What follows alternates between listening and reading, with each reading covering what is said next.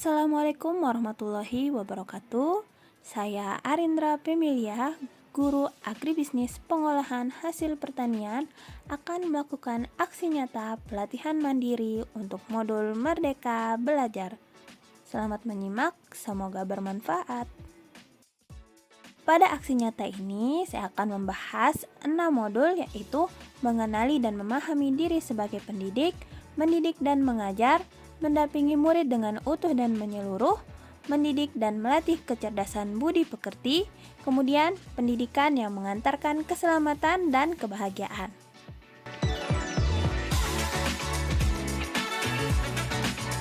Ki Hajar Dewantara, seorang tokoh pendidikan Indonesia yang dikenal karena pemikiran dan konsepsi pendidikannya yang progresif.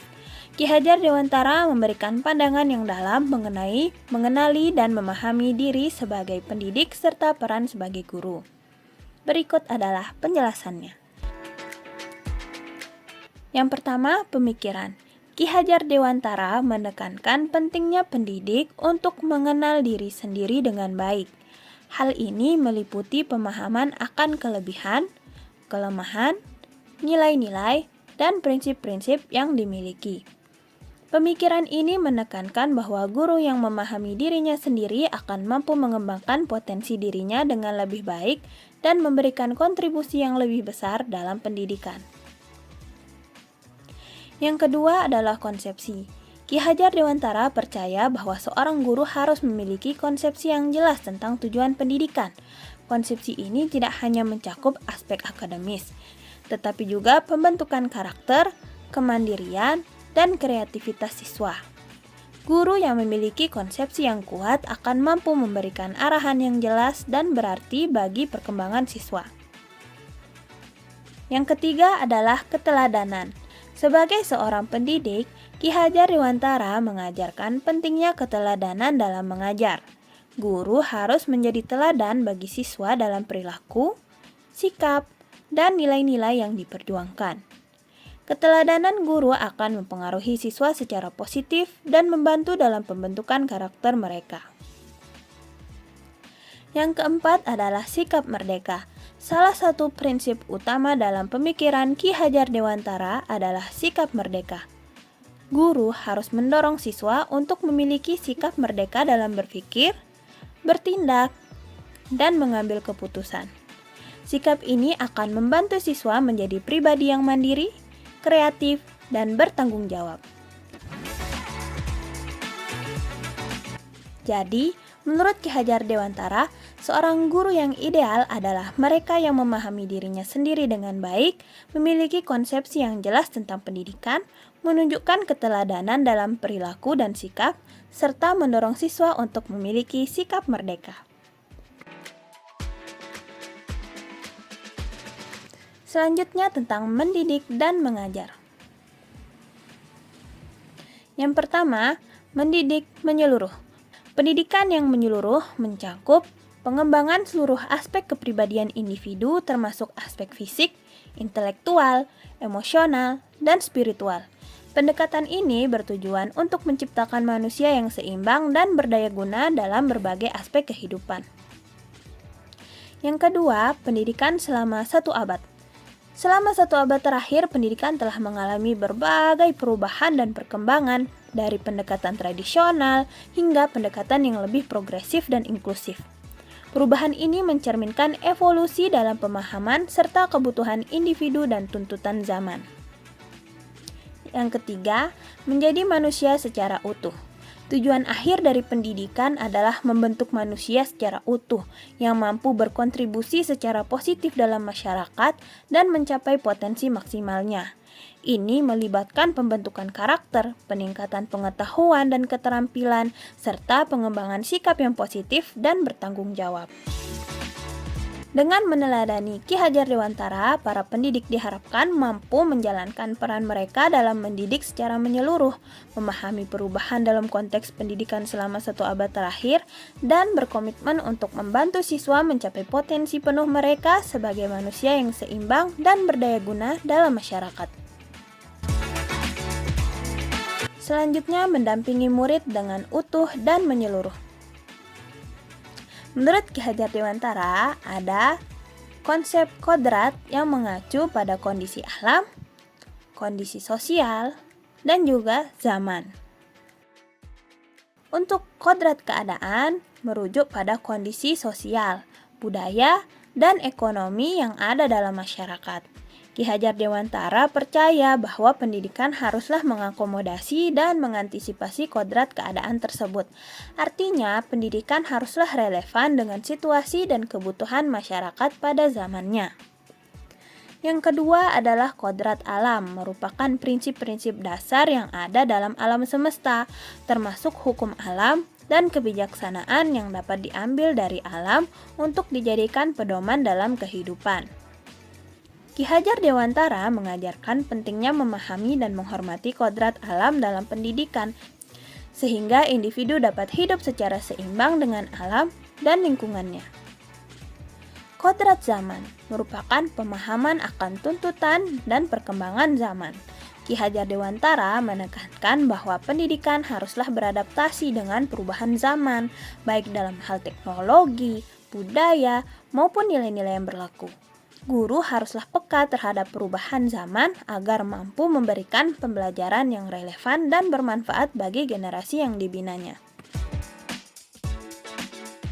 Dengan memahami kodrat keadaan, kodrat alam, kemudian kodrat zaman, Ki Hajar Dewantara mengajarkan pentingnya pendidikan yang tidak hanya memperhatikan kebutuhan individu, tetapi juga konteks sosial, alam, dan zaman di sekitarnya.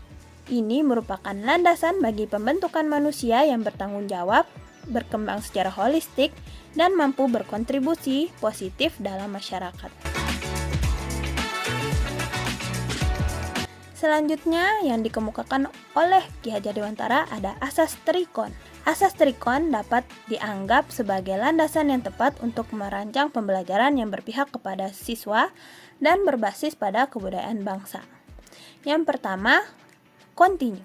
Prinsip kontinu menekankan pentingnya pembelajaran yang berkelanjutan dan berkesinambungan. Dalam konteks ini, guru dapat merancang pembelajaran yang memperhatikan perkembangan murid secara terus-menerus. Guru tidak hanya fokus pada satu waktu pembelajaran, tetapi juga perhitungkan bagaimana pembelajaran tersebut dapat terintegrasi dengan pengalaman belajar masa lalu dan masa depan murid. Dengan demikian, pembelajaran menjadi lebih bermakna dan relevan bagi murid. Yang kedua adalah konvergensi atau konvergen. Prinsip konvergen menunjukkan pentingnya penggabungan berbagai aspek dalam pembelajaran. Guru dapat mengintegrasikan berbagai mata pelajaran atau konten pembelajaran dalam suatu aktivitas atau proyek, sehingga memberikan pengalaman belajar yang holistik dan terpadu bagi murid. Hal ini juga dapat menciptakan kesempatan bagi murid untuk melihat keterkaitan antara berbagai konsep dan memahami konteks yang lebih luas dari pembelajaran mereka. Yang ketiga adalah konsentris. Konsentrisitas menekankan pentingnya pembelajaran yang berdasarkan pada kebutuhan dan konteks sosial murid. Guru dapat merancang pembelajaran yang memperhatikan nilai-nilai tradisi dan budaya lokal murid, sehingga membantu mereka merasa terhubung dengan materi pembelajaran dan memperoleh pemahaman yang lebih dalam. Dengan memperhatikan kebudayaan bangsa dalam pembelajaran, guru juga dapat mempromosikan keberagaman dan penghargaan terhadap perbedaan dalam kelas.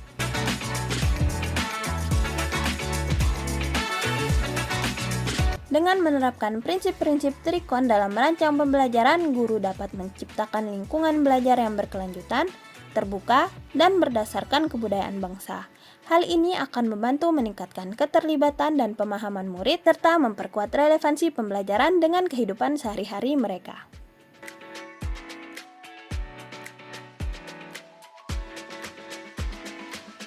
Selanjutnya, mendidik dan melatih kecerdasan budi pekerti. Dalam mendidik dan melatih kecerdasan budi pekerti, melibatkan beberapa aspek. Yang pertama, pendidikan karakter. Ki Hajar Dewantara meyakini bahwa pendidikan harus membentuk karakter yang kuat pada siswa. Hal ini mencakup pembelajaran nilai-nilai moral seperti kejujuran, disiplin, kerja keras, tanggung jawab, dan rasa empati. Guru berperan penting dalam memberikan teladan dan membimbing siswa dalam menginternalisasi nilai-nilai tersebut. Yang kedua ada pendidikan sikap. Ki Hajar Dewantara menekankan pentingnya pendidikan sikap dalam membentuk pribadi yang baik. Guru harus membantu siswa untuk mengembangkan sikap positif seperti rasa percaya diri, kerjasama, toleransi, dan rasa hormat terhadap orang lain. Melalui pembelajaran yang interaktif dan kolaboratif, siswa dapat belajar untuk berinteraksi secara positif dengan lingkungan sekitarnya. Yang ketiga, pengembangan kecerdasan emosional. Ki Hajar Dewantara juga mengakui pentingnya pengembangan kecerdasan emosional dalam pendidikan. Ini melibatkan pemahaman dan pengelolaan emosi serta kemampuan untuk berempati dan berkomunikasi secara efektif. Guru dapat membantu siswa mengembangkan kecerdasan emosional mereka melalui berbagai aktivitas dan refleksi yang mengakomodasi perasaan dan emosi mereka. Dengan mengintegrasikan aspek-aspek tersebut dalam pendidikan, Ki Hajar Dewantara meyakini bahwa siswa akan menjadi individu yang lebih berbudi pekerti, bertanggung jawab, dan berkontribusi positif dalam masyarakat. Ini mencerminkan visi pendidikan holistik yang diperjuangkan oleh Ki Hajar Dewantara untuk menciptakan manusia yang utuh dan bermartabat. Pendidikan yang mengantarkan keselamatan dan kebahagiaan.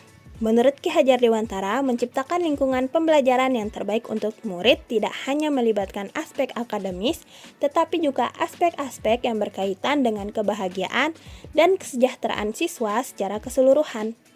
Berikut adalah beberapa prinsip dan strategi yang dapat diterapkan dalam menciptakan lingkungan pembelajaran terbaik menurut pemikiran Ki Hajar Dewantara. Yang pertama, pembelajaran yang berpusat pada siswa. Pentingnya pembelajaran yang berpusat pada siswa di mana guru bukan hanya menjadi pengajar, tetapi juga fasilitator dan pembimbing. Ini berarti memperhatikan kebutuhan, minat, serta potensi individu siswa dalam merancang dan menyampaikan pembelajaran. Yang kedua, pengakuan terhadap keanekaragaman. Ki Hajar Dewantara memandang setiap individu sebagai makhluk yang unik dengan kebutuhan dan potensi masing-masing. Oleh karena itu, lingkungan pembelajaran harus mengakui dan menghargai keanekaragaman tersebut, baik dalam hal latar belakang budaya, kemampuan, maupun gaya belajar siswa.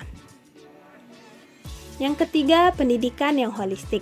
Ki Hajar Dewantara meyakini pentingnya pendidikan yang holistik, yang tidak hanya fokus pada aspek akademis, tetapi juga pengembangan karakter, keterampilan sosial, dan kecerdasan emosional siswa. Lingkungan pembelajaran harus menciptakan kesempatan bagi siswa untuk berkembang secara menyeluruh sebagai individu yang utuh. Yang keempat, keterlibatan orang tua dan masyarakat. Ki Hajar Dewantara menganggap pendidikan sebagai tanggung jawab bersama antar sekolah, orang tua, dan masyarakat. Oleh karena itu, lingkungan pembelajaran yang terbaik adalah yang melibatkan partisipasi aktif orang tua dan masyarakat dalam mendukung dan memperkuat pembelajaran siswa di sekolah dan di rumah. Yang kelima, atmosfer yang positif dan mendorong. Lingkungan pembelajaran harus menciptakan atmosfer yang positif, mendukung, dan mendorong siswa untuk tumbuh dan berkembang. Ini melibatkan penggunaan bahasa yang positif, memberikan penguatan positif atas prestasi siswa, serta memberikan kesempatan bagi siswa untuk bereksplorasi, berekspresi, dan belajar dari kesalahan mereka. Dengan menerapkan prinsip-prinsip tersebut, lingkungan pembelajaran dapat menjadi tempat yang inspiratif dan membanggakan bagi siswa, di mana mereka merasa diterima, dihargai, dan didorong untuk mencapai potensi penuh mereka serta meraih kebahagiaan dalam proses pembelajaran. Sekian yang dapat saya sampaikan, semoga bermanfaat. Assalamualaikum warahmatullahi wabarakatuh.